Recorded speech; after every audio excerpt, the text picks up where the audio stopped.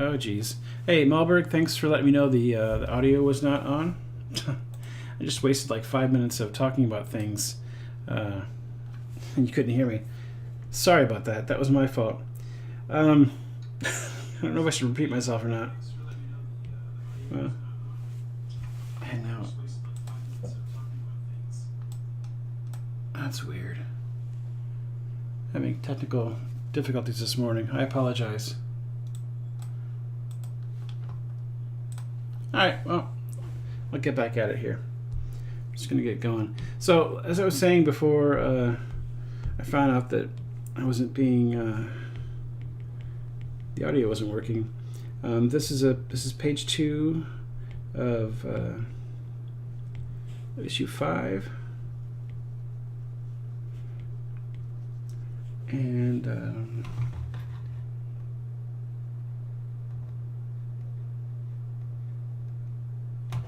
our heroes are coming down the mountain. I've got the dialogue already in there.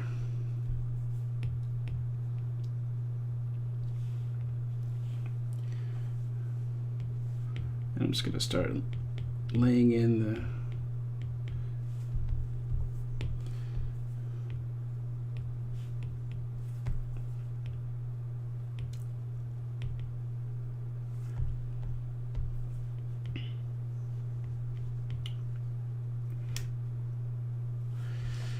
Yeah, sorry about that, guys. I had the audio. I had my microphone off. I forgot to turn it on.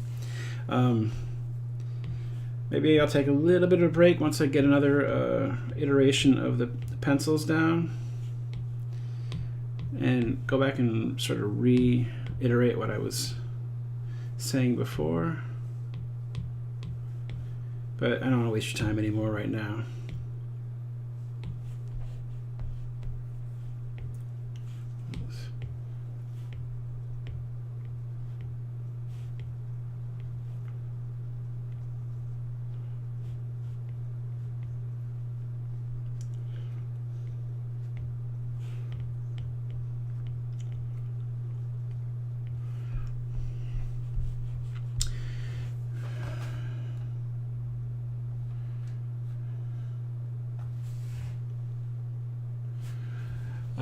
Looks like someone over on YouTube, Steven Saran, no audio. I think I took care of that. Let me know if you could. I guess you can't if you have no audio. Hopefully I fixed that.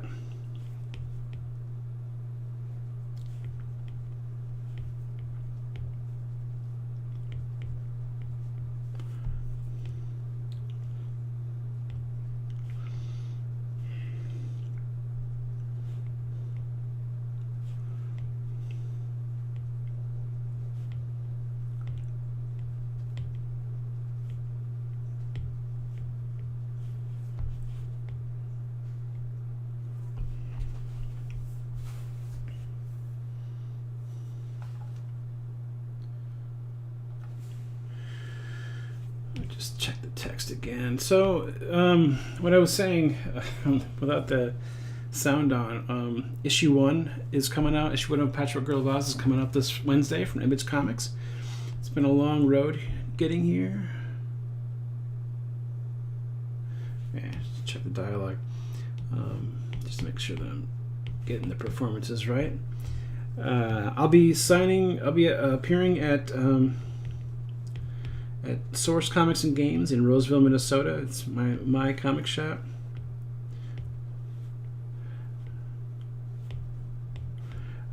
This Wednesday.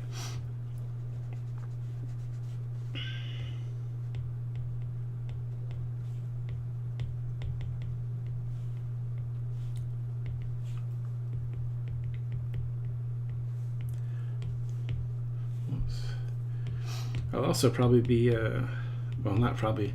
I will be working on the comic as I sit there and sign copies and stuff for people, because, you know. Thanks, Melbourne. Appreciate it. The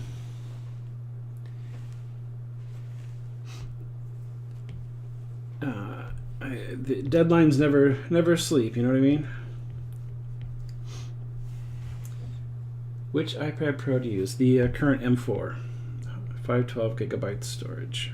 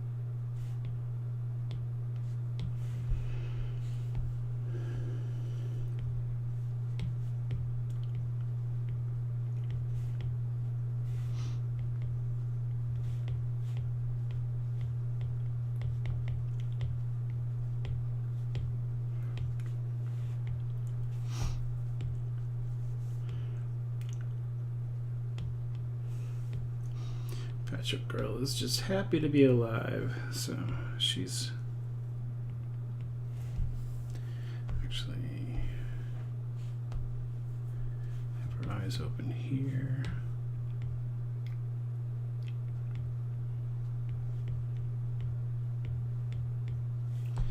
And have her eyes closed here.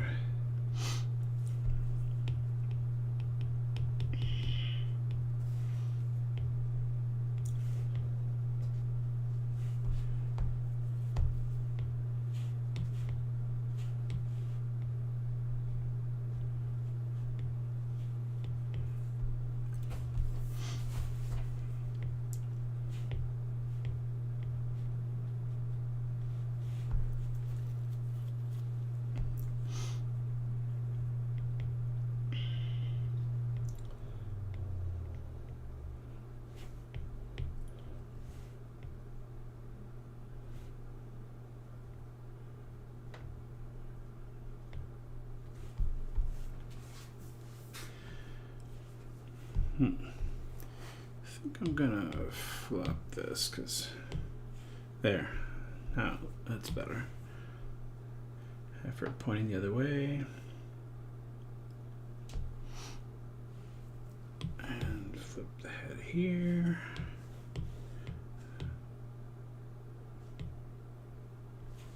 There, that's better.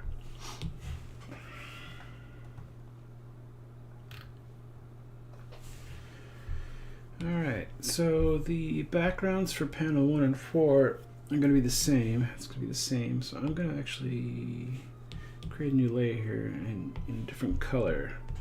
I'm going to start to figure out what that's going to be.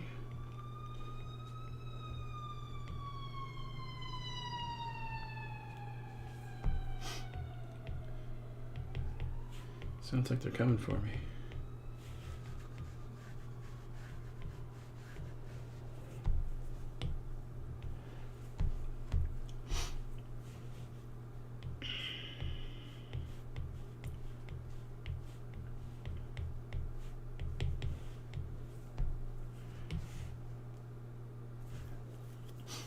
You know what?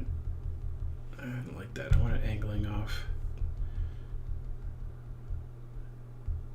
Curving around, curving towards the right. So, like that. There. It gives a little bit more of a sense of direction that he's walking in.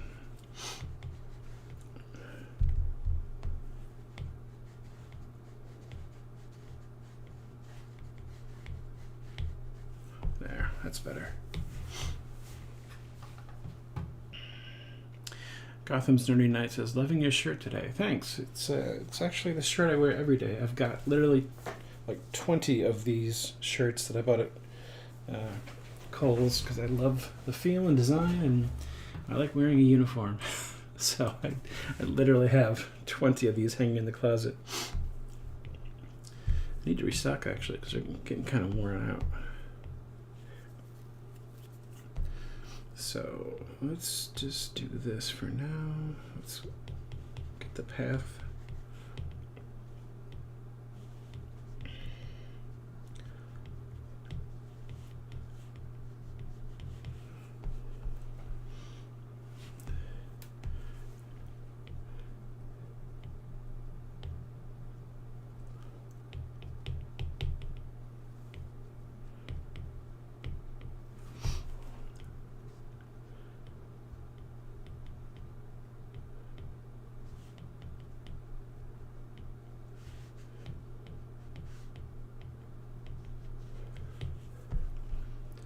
Kind of a crazy winding path, but I want it that way.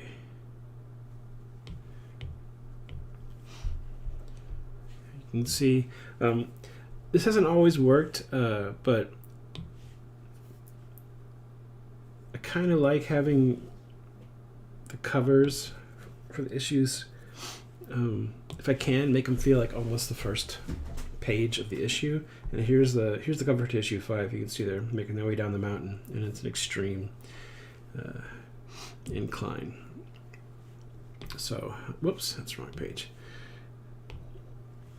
So that's why lots of crazy angles here for the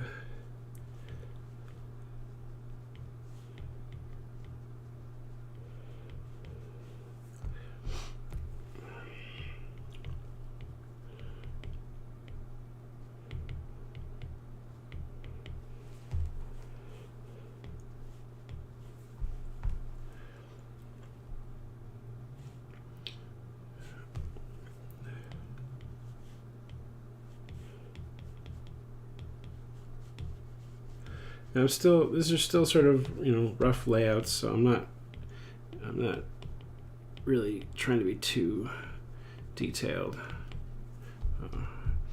Actually, I want them to start, yeah. I like, when I'm laying out comics, I really try to think about where the eye moves, and so traditionally you're coming in from the top corner, and I want the eye to sort of be led in and then down around.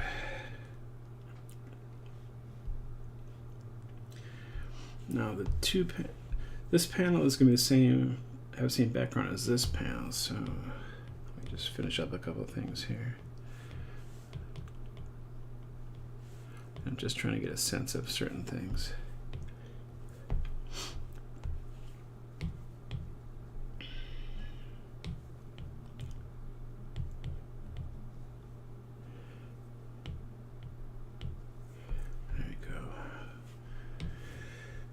So I'm going to duplicate this,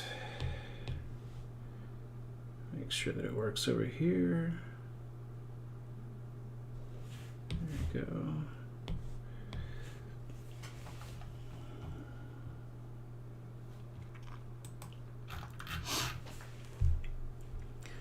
These two backgrounds.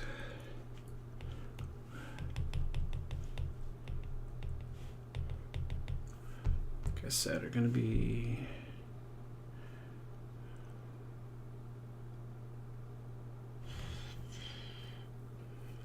I'll make sure I put a big rock here so that it kind of indicates where she's standing. And then behind her will be, these will be covered up a lot with dialogue, so I just need a hint of that.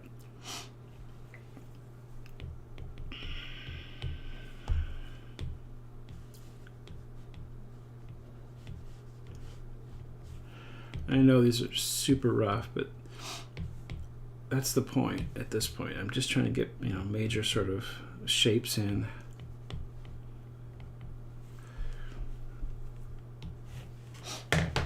Excuse me.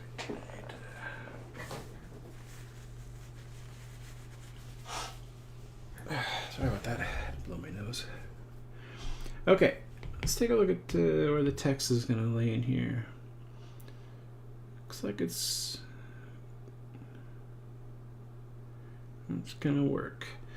I think before I move on with the rest of the layouts, I'm gonna, well, actually no, keep that here, go up to the text, turn on my screen, and I'm gonna put in some rough balloons just to get an idea of where they might be. See if they work for now.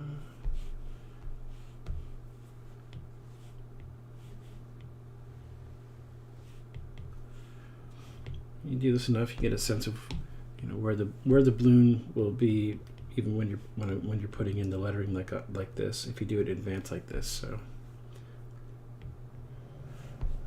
this all seems to work.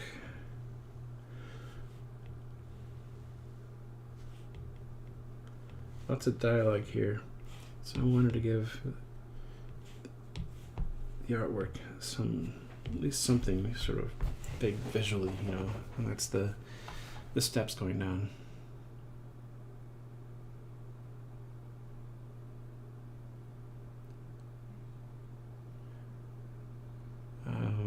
Malberg, what about to flip the left side of the background?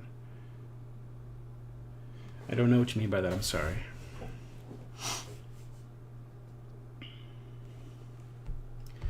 I'll need more information if you're gonna make suggestions like that.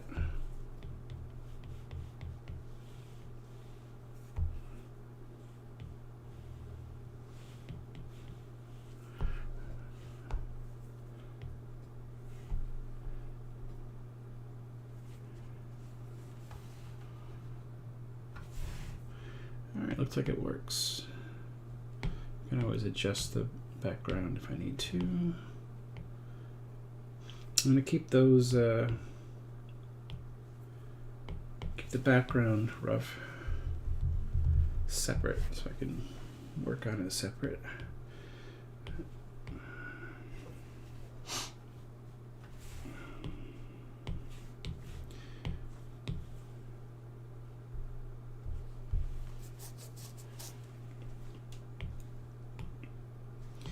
Now, this might end up being like my first pass on the pencils, depending on how tight they are. It always depends on, you know, how I'm feeling artistically, you know. I have this terrible affliction as an artist where I feel like every time I come to a blank page, it's the first time I've ever drawn. I just, for some reason, like, it feels like all of my history and abilities just disappear. So sometimes I need to get warmed up a bit, you know.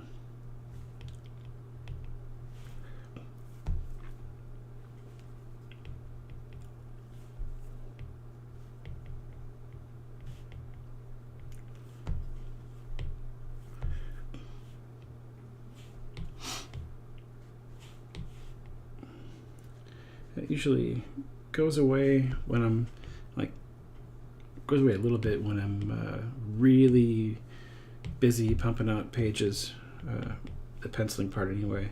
But if like between that, when I'm say I'm inking or coloring, my abilities seem to just vanish.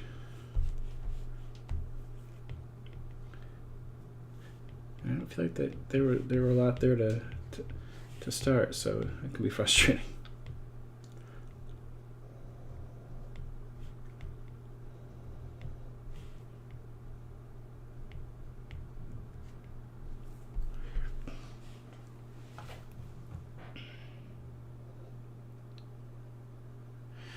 Meaning the left panel just idea to break the symmetry. I'm not sure what you mean by that. If you mean that it might be a good idea to not have the two panels have the same background, that goes against the intent of the pencils at this point, because the idea I want is the same background. You see him moving down, and then this panel, he's already gone out of frame, and these two are further down the mountain path. So I want it to be the same background. Hope that clears things up. Intentional. I want the characters moving across the landscape over time.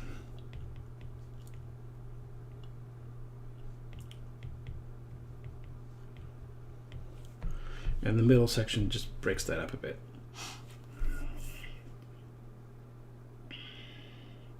What I might do, actually, now that I think about it, is to even further the feeling of movement over time is, I'll show you real quick, is extend this panel up this way so you're coming into the page that way, and then extend this one down this way so you're leaving. Yeah, I think I'm going to do that, so I'll make that edit later, but keep these marks here.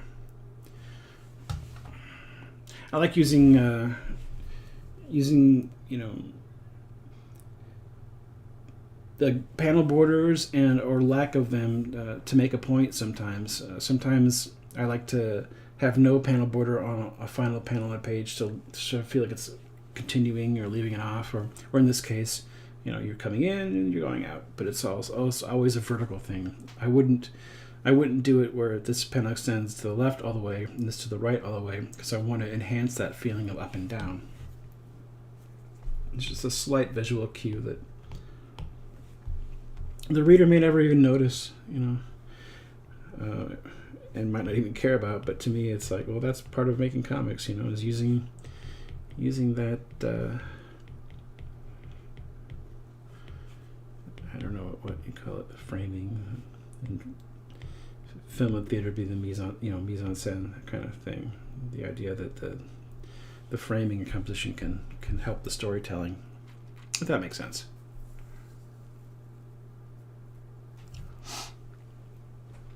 Malberg says it's awesome to see you work from very simple to complicated, very inspiring, useful.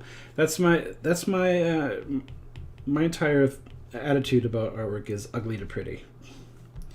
I am not the kind of artist that can completely see everything and then put it down on paper automatically.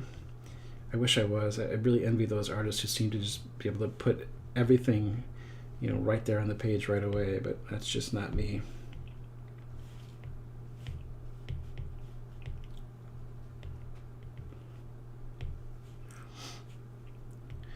Maybe someday, but maybe not. I tend to I feel like if I worked like just to on my drawing and just focus on that, I probably could be that kind of artist. But I'm not. I like having my fingers in different pies and different ways of doing things. I like to color, I like to letter, I like doing it all. So I think it's sort of a jack of all trades, master of none situation for me.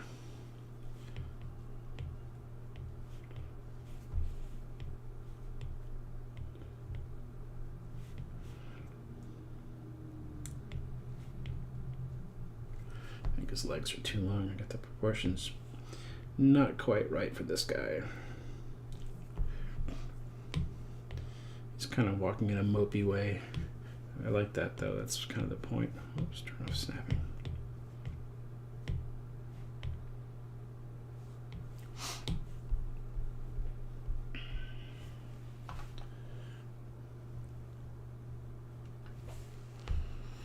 I think she needs to be moved a little bit.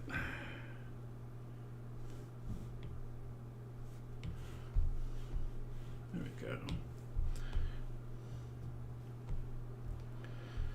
And okay.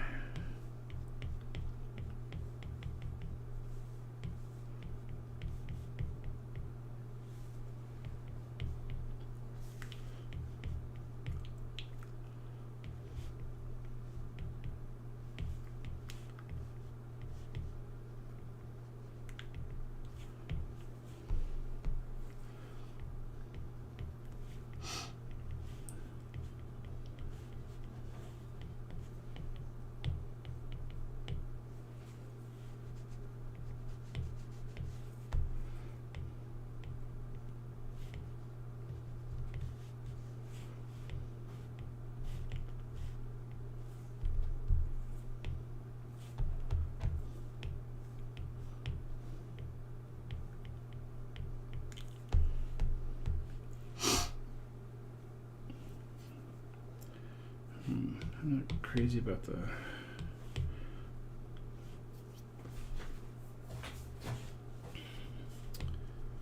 think I need to redo this, so it's a little more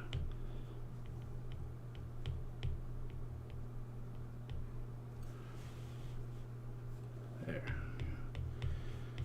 a little less symmetrical.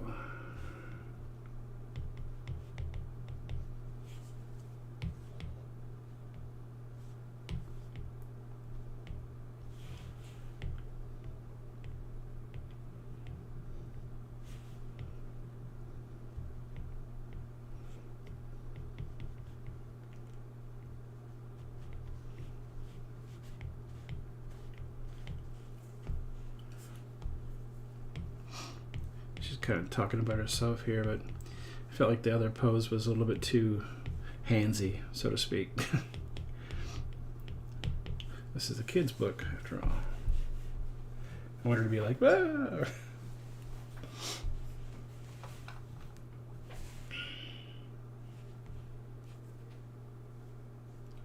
The hair's all wrong.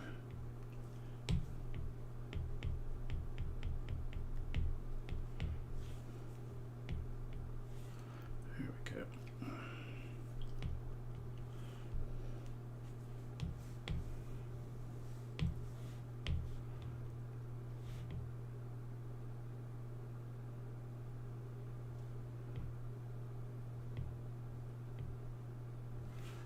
There. Hopefully, she's being covered up by the.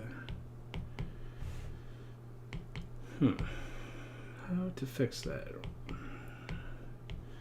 don't like how it's composed right now. I'm losing too much of her with it.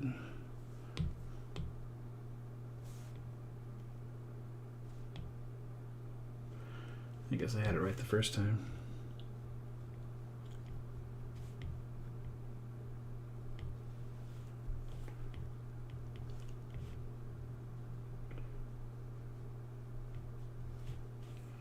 There. Always got to check against the lettering. That's why I pre-letter things, so I can move it around and adjust things on the fly to keep everything composed the way I want it to be.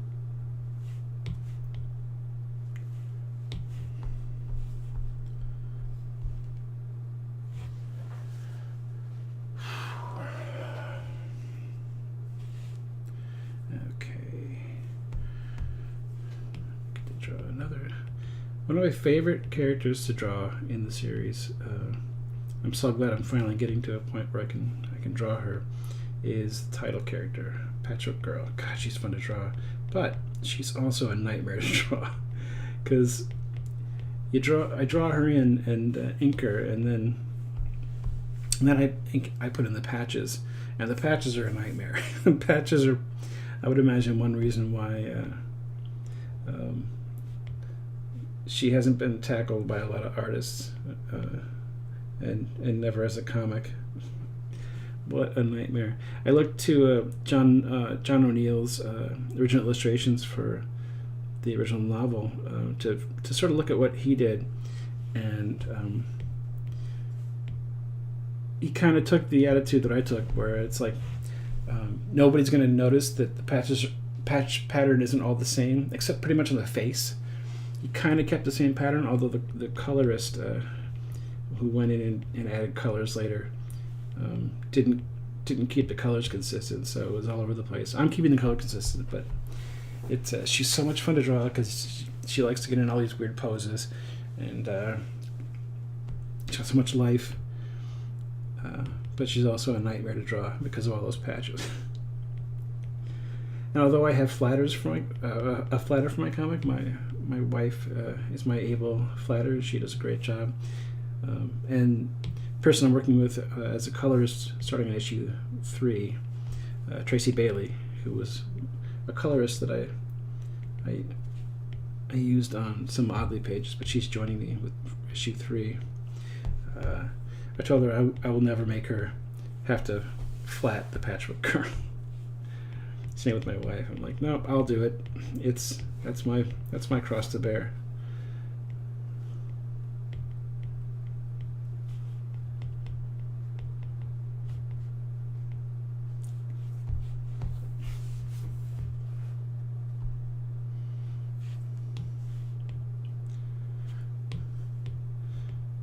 But she's such a great character. She's very much like the Scarecrow in a sense. You know, she's all stuffed and brought to life, but she's also got this sort of funky personality, which I like. She calls herself the what are the words? The complete freak or the ultimate freak or something like that. She literally calls herself that in the story, so she knows that she's a little off. I like that. It's a good contrast to the other two characters on this page. Ojo and the Glass Cat. Glass Cat is another creature brought to life through magic, but it's kind of surly and annoyed about it. And Ojo is just focused on his quest and really doesn't have time for her antics. But he brought her life. He was the little Frankenstein monster, so that's his fault.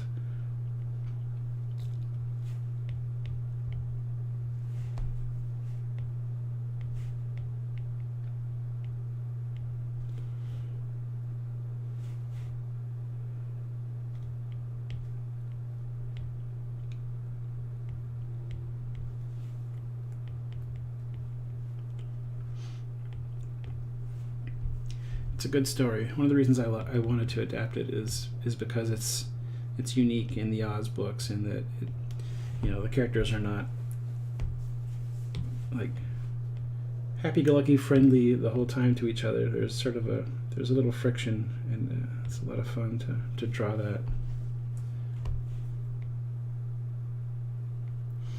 and write that. All right.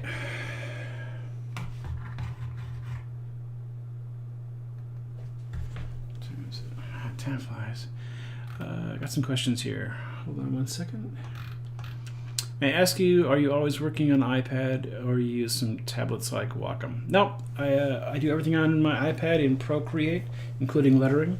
Have for years.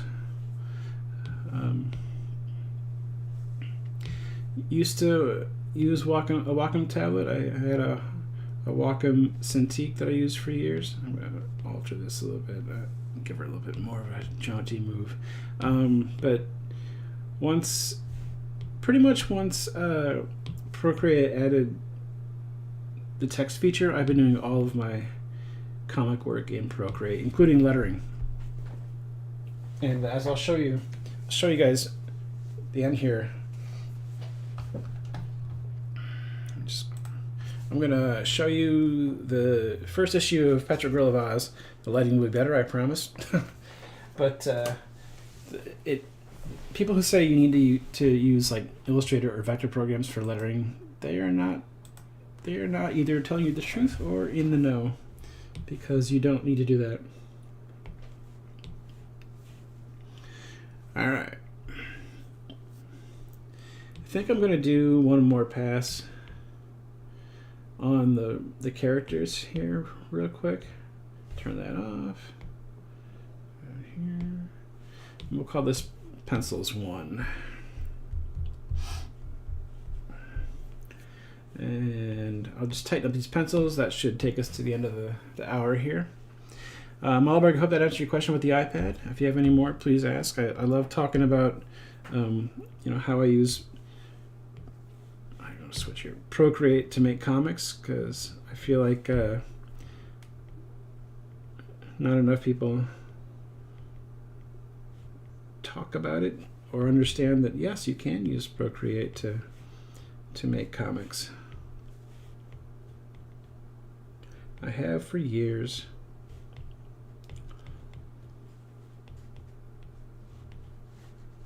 Oops. And this is the last phase of my pencils. I tend to switch to a much more pencil-like brush. The brush I use for main sketching it's got, I'll show you here. It's got kind of a real softness to it. It's not exactly pencil-like. It's got a little bit of a squish to it that I kind of like. So I used to use a brush in Photoshop that had that kind of squishiness to it. I kind of liked it. It allowed for a sense of play. But when I tighten up the pencils, I tend to go to this, which is I think this is it's a 6B pencil main. It's one of the internal Procreate pencils. So in case you're wondering what I'm using here, I get kind of loosey-goosey about her hair at a certain point, just to get it all in. The idea is that in the book, she's described as having yarn for hair, and some of the illustrations of her, the original illustrations, they were just like sort of these threads of yarn, really sort of thin. But I wanted it to be a little bit flashier, and I kind of went for like a dreadlock look to it, like they're big cords of yarn, and I like that because it means I can flop them around, and it kind of looks like her hair's on fire. You know, I like that. It's very in character for her.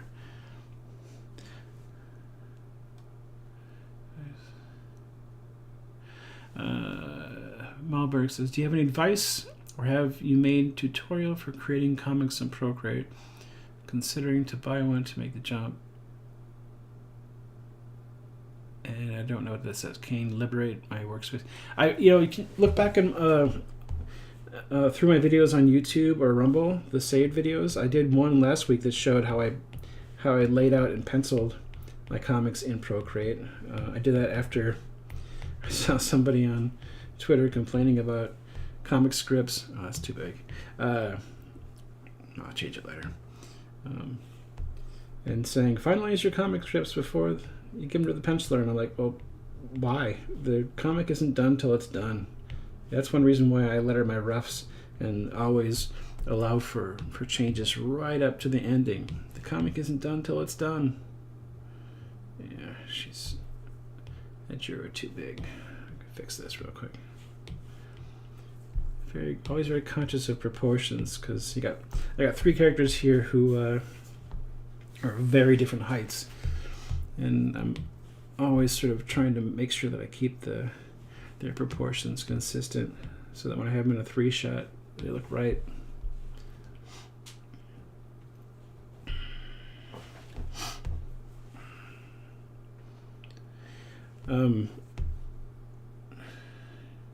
Yeah, I mean, in terms of like advice for creating comics in Procreate, it's the same advice I have for creating comics anywhere. Go make comics. It might sound really ridiculous. I'm going to switch here to tighter pencils. That pencil doesn't work too well for really fine things. I'm going to switch to this real quick. There's no perfect app or perfect tool. There's only the one that works for you, and Procreate is not right for everybody. Oh wait, she's not talking there. I know what I'm doing. Just like Photoshop isn't right for everybody. I used Photoshop for many years, but got just tired of being chained to a desk. So once I had the chance to break free, that's what I did. Some people prefer Clip Studio Paint for comics. They've got, tools in there that are much more Photoshop-like, or made just for making comics. Whereas I like the Procreate environment pretty much for everything. I knew right in 2011 when Procreate came out that one day that it would be what I'd make comics in, and I was right. It took the Apple Pencil to come out for me to really feel like it was ready. That was a real game changer for me. The Apple Pencil, and now the Apple Pencil Pro, which I'm using now. It's really awesome. I love it.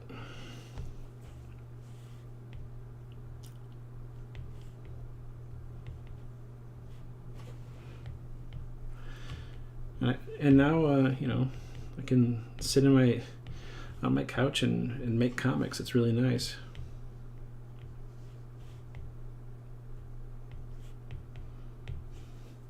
I like that. I like being able to get out and not be like, the only time that I ever draw sitting at a desk is when I'm doing my my live stream.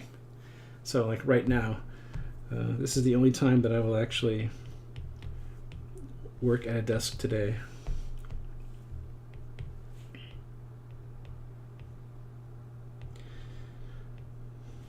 feel like I'm getting to a point, I'll be getting to a point someday, I was talking about this before, where I can't just draw like, perfect right away.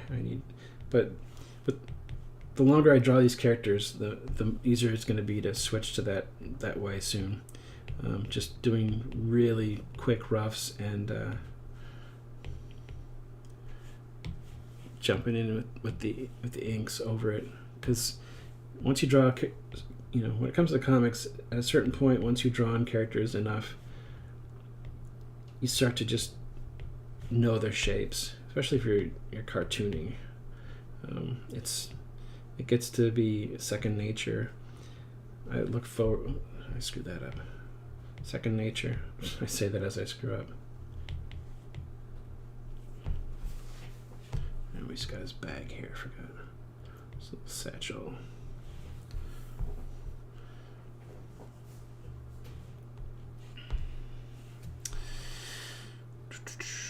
Wahlberg says, about keeping proportions, sorry for my bad English, for characters. No worries. Do you do a page with them together or to decide proportions, or just have it in mind? For the most part, it's just a I have it in mind kind of thing. And I usually am able to I know how tall they're supposed to be in relation to each other. Sometimes it takes some tweaking after I've done the initial pencils, because I've messed things up. But I do have a lineup of these characters, because the height differences are so extreme. I think I might have it here. Let me see if I can find it real quick. I put it together sort of ad hoc, but where is it? Do I have it? I thought I set up a... Maybe not. I thought I did. Oh well. But I mean, so there are certain times, like I established in this page here, these two characters' height to each other. That this to me is like, I always refer to this when thinking about, okay, so his nose is at Unk's chest, or that kind of thing. They're both Munchkin characters, which means they're not little people. They're just that's a race in Oz, but they do have sort of a small person quality to them that I want to keep alive. But yeah, I mean, if you're just getting into doing comics, I highly recommend doing model sheets. I do have model sheets for the characters, and you just saw some examples of them. Oh, come on, let's really show her looking down. There we go.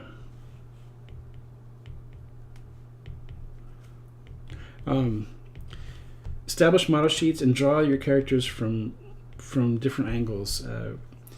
3/4 profile, 3/4 from the back, straight on. Those are very good resources to have, so you can always, if you're concerned about that kind of thing, about keeping your characters on model sheets can be very, very useful, especially at the beginning when you're still getting used to the characters. You're not quite, they're not quite second nature to you. at a certain point they will be, and you'll be able to go with the flow a little bit more. I still need. I'm not as good an artist as I wish I were in terms of just drawing things straight off the page, straight on the page, I should say. But I've drawn these characters enough that now that I know them very well. I know, the basic shapes that set them up to be drawn fully, if that makes sense.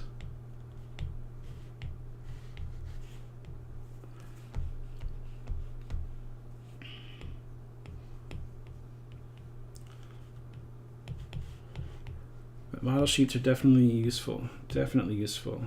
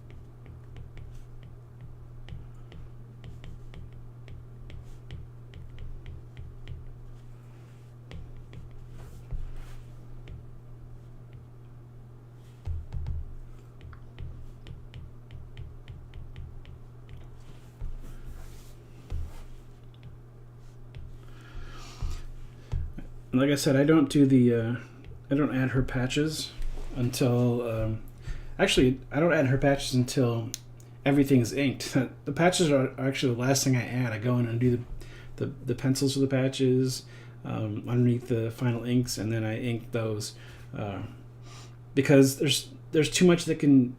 If I do the patches before that, if I ink them right at the same time that I'm inking the main character, and I need to change something in the character's pose or something, that will force all those patches to have to shift. And I draw the patches, in a way that there's no bad tangents, so they have to be the last thing that goes on the page when she's on the page. Otherwise, things get really screwy. That's a lesson I learned really early on when I was still doing this as a webcomic exclusive for my newsletter subscribers. Maybe I should talk about that. This comic was not always meant to be like a published comic. It was just something that I always wanted to do. I always wanted to do an Oz adaptation, and Patchwork Girl was the one I chose because I didn't want to step on any toes, and Marvel had already done books 1 through 6. Patchwork Girl was book 7. Patchwork Girl is a book that I love, so I thought, well, I guess I'll do that one. And I started doing it as a free webcomic to my newsletter subscribers, and then one day in an email exchange I just sort of casually mentioned to the publisher of Image, hey, would you ever consider doing an adaptation of an Oz book? And luckily I had almost 2 issues worth of the comic to show him, and he said yes immediately. It was like the easiest pitch I ever made. He was writing to me asking about Oddly Normal Book 5, which I'm like, yeah, I'm working on it, but I'm also working on this. So now this is sort of taking a little bit of precedence in my life, and that's fine. Sometimes you got to do other stuff to help out your other projects, and that's kind of what part of the reason I'm doing this comic is because it'll help, with my visibility to promote my other comic, which is, this is an adaptation of a public domain book, so it's mine, but it's not mine. I hope people don't take that as me saying that I'm only doing this for promotion. That's absolutely not true. Making a comic is so much work, that to do anything just for promotional purposes, like, it's such a, oh, it's so stupid. It's so stupid. It's so much work. It's weird, the way that I draw the glass cat, if I don't get the proportions on her eyes and face exactly right, she looks off to me. It's such a strange thing. It doesn't happen with Patchwork Girl for me or other characters, but like for the glass cat, for some reason, if I get it just a little bit off, it's just wrong. Patchwork Girl is a little bit more loosey-goosey. You know, she's sort of a softer character. I think by her nature, the glass cat sort of demands a little bit more precision.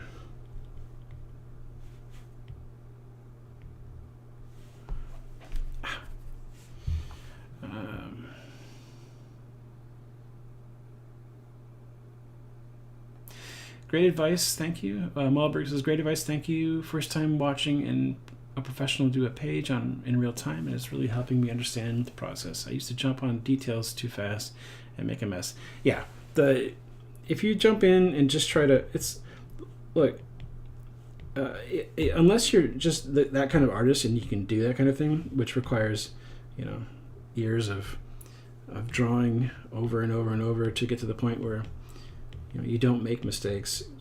Using an iterative process like this, going from ugly to pretty, as I like to say, is the way to do things, because it allows you to feel out a page. It allows you to find the shapes.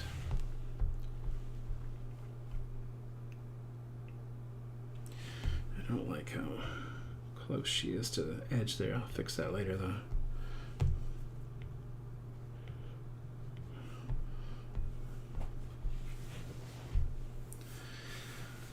Ooh. Okay, we're getting close to the end here. Actually, we are kind of then. I'm gonna I'm gonna end this here. I'm gonna show you something real quick before I take off, but I need to fix the lighting a little bit. So just give me a second.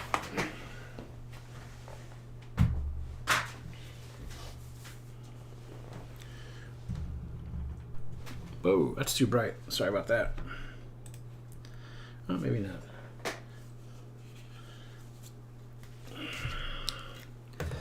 Make sure you guys can see this.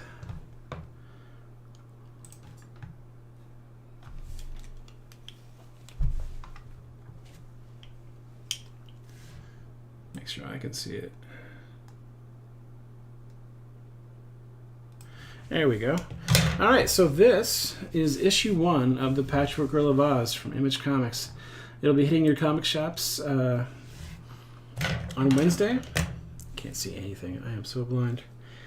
It'll be hitting your comic shop Wednesday. I am so proud of how this turned out. It's probably my favorite cover that I've ever drawn. I think, in fact, I use this as one of my banner images at conventions and store signings. And I think when I saw this in print for the first time on that banner, I was like, I think I got to do that comic. You know what I mean?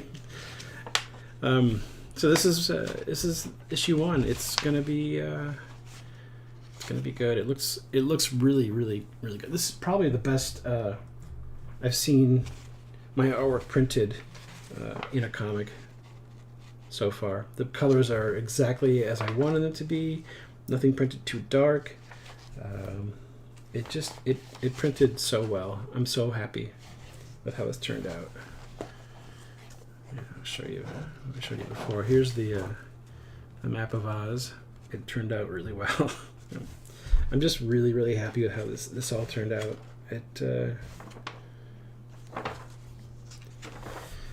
I hope people like it. I hope Oz fans like it. I hope you all go to your comic shop, pick up a copy. Issue 1. Comic shops on Wednesday. I'll be back tomorrow to work on more Oz. Maybe I'll be inking that same page, but I'll probably have moved on to a different one, to be honest, because I'll be working ahead. Until then, thanks for watching. Please like, subscribe on X, Instagram, Facebook, Rumble, and YouTube, the 5 places that I stream to. And I will see you tomorrow at 2 p.m. Central. Take care.